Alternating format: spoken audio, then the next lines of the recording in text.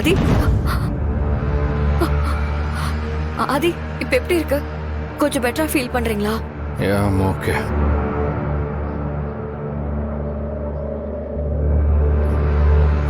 ஆதித்யாங்க அவன் வரலையா?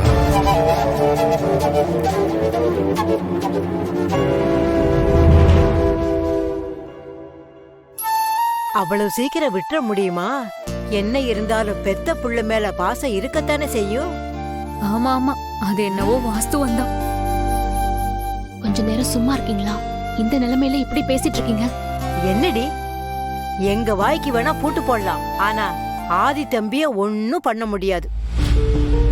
ஆதித்யாக்கு ஒண்ணும் இல்ல ஆதி, அவன் நல்லதா இருக்கான். அப்போ எங்க அவனை ஆளே காணும்? சார், ரொம்ப நேரம் ஹாஸ்பிட்டல்லே இருக்க வேண்டான்னு நான் தான் தமிழையும் ஆதித்யாவையும் லக்ஷ்மி அம்மா கூட வெளியே அனுப்பி வச்சேன்.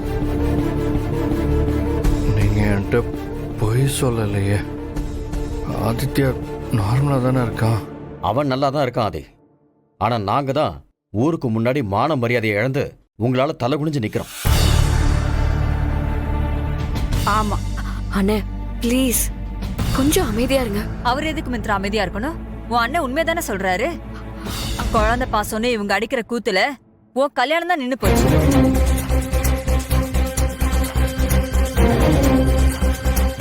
ஏன் ஆதி, உங்களுக்கு கொஞ்சம் கூட மனசாட்சி உறுத்தலையா? யாரோ பெத்த பையனுக்காக இப்படி துடிக்கிறீங்க? உங்களை நம்பி வந்த பொண்ணு மித்ரா தாலி கட்ட வேண்டிய கடைசி நிமிஷத்துல உங்களாலதான் கல்யாணம் நின்னு போச்சு.